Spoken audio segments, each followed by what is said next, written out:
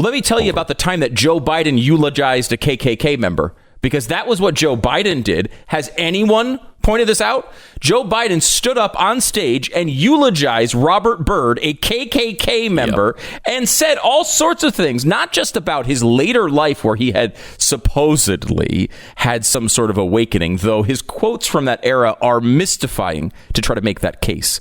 But I mean, he's talking about his early life. His determination in early life. Literally with the KKK. Yeah. I mean, he was a local leader in the KKK. He was a local leader in the KKK. What do they call it? A grand poobah or the head bowler? Or I don't know. The head bowler of the KKK. Of the KKK, I think. It's a pretty high up role, to my understanding. Yes. Robert Byrd was in the KKK, right? Mm-hmm. He eventually, it becomes a little unfashionable at one point. And Byrd leaves the KKK. And later on, years after he's left the KKK, gives this quote: "Rather I should die 1,000 times and see Old Glory trampled in the dirt, never to rise again, than to see this beloved land of ours become degraded by race mongrels." Oh my gosh! So what a change! Yeah, what an incredible change, transformation the guy made from KKK member racist to racist. Yeah, and now not KKK member though. No. So wow, that's stunning. We should maybe go through some of these quotes. We should, because it's not just Byrd being horrible, but it's Biden never mentioning in his eulogy that he had problems like this. Not saying like, look, he was a complicated man, his early life was a disaster, but he turned it around and he was great at the end, which is not really true. But still, at least that would be something. Yeah. Instead, it's constant praise, not even a mention of the fact that the guy was in the freaking KKK. And he's able to have that eulogy. It's despicable. Honoring this man, praising him constantly. And all the Democrats did that. Biden praised him. Obama praised him. Bill Clinton praised him. And they didn't get any kickback for that. Yep. No, it's true. I mean, and like you could say, okay, well, they're only looking at him later in life. Well, not if they specifically are spending a good portion of the speech praising his early years. You can't say that. Jeez. And that's what Biden did. Yeah. We should get into that today. It's worth it because I haven't heard anybody play these clips yet. And you can get all of them on Stu Does America. If you go on YouTube, you can find the show. I think it's called Stu Does Biden and the KKK. Which is a subtle title, I thought. Yeah, very I was subtle. going for subtlety there. But it's a worthwhile one because you can see all the quotes, you can see all the video, and it's a worthwhile thing to go through because here's a guy when we're taking people off of pancake boxes for nothing, we are also going to have potentially the next president of the United States be a guy who eulogized a KKK member in 2010. Is that okay? In this society today, we're going to let that happen? Pretty amazing. Amazing. So we're in sensitive times here. So how does a man who has expressed outward admiration of a famous KKK leader continue to be allowed to represent one of the two major parties as we go into a presidential election? How is this possible in this environment?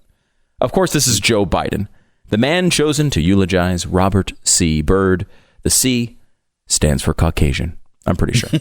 So Robert Byrd... I didn't know that. Yeah, no, it's true. That's interesting. It is true. Robert Byrd was not just a KKK leader, but he was a KKK recruiter.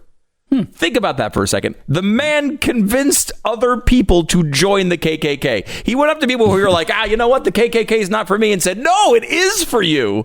You're going to love the KKK. He convinced people to join, and then Joe Biden eulogized him. How would you summarize a life like that, Joe?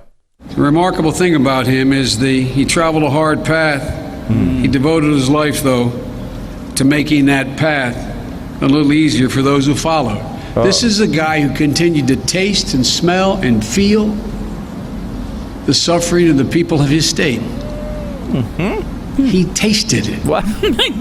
That's why it was so deeply ingrained in him. He did seem to enjoy the taste of a certain type of suffering. I will say that.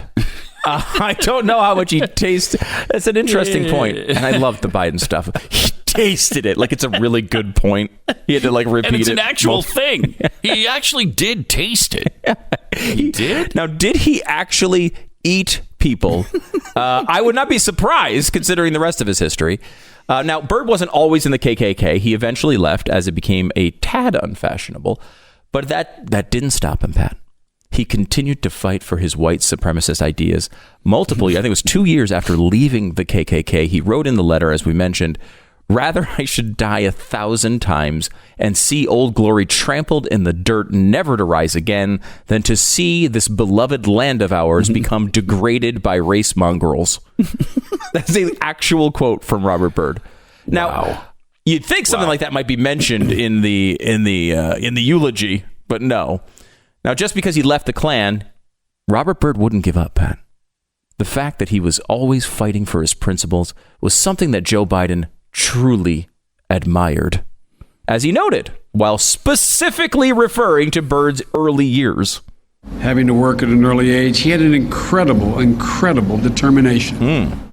He was determined to discriminate against black people. He was determined to do it. In fact, Pat, he set records for his determination. He led an 83-day filibuster against the Civil Rights Act, which is a great thing. Just 83 days, though. Just okay, 83 he could have days. kept it going 166 days, but he didn't. He didn't because he just came around at that exact moment, right? He even ranted for a record-breaking 14 hours in one of those sessions against civil rights. Among his ranting was supposed scientific evidence about how black people's brains were smaller, proving they were inferior. He had strong principles, though, Pat. Those were strong principles, and he fought hard for them. That might be what Joe Biden admired most. But ladies and gentlemen, of course, it's more than the name we're not going to forget. It's his courage. He died like he lived. Okay. Wait, what? He died like he lived his life. He never stopped fighting. How many people would have hung on as long as he did? Yeah. How many people would have had the ability to get back out of that hospital bed and get in a wheelchair and come in and vote? Wow. Vote for this. He never stopped thinking about his people. His people. Yes, that's true. I mean, Robert Byrd never stopped thinking about his people, which were white people. Okay. He didn't seem to care about anybody else. That's an interesting thing to praise there when you're talking about a white supremacist. He never stopped thinking about his people. What a weird way to phrase that. Some people would look back at this record and say it was racist. Some people would say prejudiced. Others would, I guess, use the term incredible esteem. If you didn't already know it, it's pretty clear the incredible esteem your father was held in. I know you've known that your whole life. Oh, yeah, sure. A record like that does not deserve incredible esteem, at least to me. But then again, Pat, neither of us are a member of the party of the KKK. Right. I have never been, and I don't think you have as well, been invited to wax poetic about a KKK recruiter. I've never done that. Perhaps I don't understand the culture. Well, it's possible. Eventually, Robert Byrd would mention that perhaps the KKK wasn't such a good idea. And to be fair, it only took him about a half century to deliver these deeply principled words of guidance to younger politicians about the KKK. He said, quote, "Don't get that albatross around your neck. Once you made that mistake, you inhibit your operations in the political arena," end quote. That's powerful. And that's 97. So, I mean, he had made great progress throughout his life. And as you can see, he didn't exactly abandon the public face of racism for political expediency. I don't think you could see that in those words at all. He really meant that he didn't want the albatross of the KKK around his neck. But it was guidance and mentoring like this that brought Biden and Byrd together as friends. He was a friend, and he was a mentor, and he was a guide. Oh, that's nice. It's really nice. I hope Uncle Joe learned a lot from Senator Byrd. Now, not everyone thought and said, hey, guys, the whole Robert Byrd, hey, guys, avoid the KKK. It could hurt your career. A lot of people said, that's not strong enough of a denouncement for me. I kind of like it to be a little bit more passionate. That's why in 2001, and I want to make sure you understand what 2001 is. It's this century. 2001, the year 2001, Robert Byrd went on TV to tell his real truth about racism, as only Robert Byrd could, with multiple uses of the N-word. Race relations. They're much, much better than they've ever been in my lifetime. Oh, good. I think we, this is my personal opinion, I think we talk about race too much. Okay. Let's see why. I think those problems are largely behind us. Okay. That's good to hear. I think we can all profit by our mistakes. It's going pretty well here. I think we've reached a new plateau. Yeah. And I think it's going to keep going upward. That's not what a plateau that understanding and race relations. But I think I just think we talk so much about it that may help, I think, create somewhat of an illusion. An illusion, okay. I was worried here, but it's going well. I think we try to have goodwill. Oh, okay, yeah. My old mom told me, Robert, you can't go to heaven if you hate anybody. Oh, that's nice. We practice that. That's great to hear. There are white niggers. Oh, I've seen a lot of white niggers in my time. Oh, my gosh. That word. Okay, that went downhill. It was going. There was a nice. It's a nice little flow to that. And then, when you bust out the N word in the middle of your racial apology multiple times, I just feel like it's the wrong direction. That could be me. I kind of rolled off the tongue a little bit there, though, for good old Bob, didn't it? Sure did. It didn't seem like it was a foreign word. No, not to him. Not. No. It's almost like he had been saying that word, let's say, a dozen times an hour for 70 years, which he basically was. So even if you take the N-word out of that rant, wouldn't he still get canceled for that today? I mean, saying that racial problems are an illusion. And we talk about it too much. I mean, everybody else is saying we need to have that conversation. Yes. He's like, we're talking about it way too much. I don't want to talk about it. It's amazing. Think of the dedication to white supremacy you must have to produce massively offensive quotes on the same topic 3/4 of a century apart. You know what I would call that, Pat? It would be courage. He was fiercely devoted, as you've all heard, Devotion. to his principles. Principled. Even once he became power. What? He always spoke truth to power. Huh? Standing up for the people he proudly was part of. Standing up for the people he proudly was part of. Again, we're white people? Yeah, exactly. How else could you take that? This is a man known for being in the KKK. He stood up for people he was proudly part of. Yeah. I will say that for Biden. It's true. I mean, he nailed that. He nailed that one. Robert Byrd never stopped thinking about his people. But to most human beings, that is a literal description of everything that was wrong with Robert Byrd. To Joe Biden, it's glowing praise. Now, I guess you could probably just say that Biden is saying some nice words at a guy's funeral, and you shouldn't read that much into it. And look, we both have some sympathy for that view, I think, Pat. It's like, cancel culture is dumb, and, we're not rooting for that sort of nonsense. But I am old enough to remember, as you are, Pat, Trent Lott speaking at Strom Thurmond's 100th birthday party, and when he honored his career and said some platitudes about the guy being nice, and he, in a much less sensitive era, not only lost his job, but his political career was destroyed.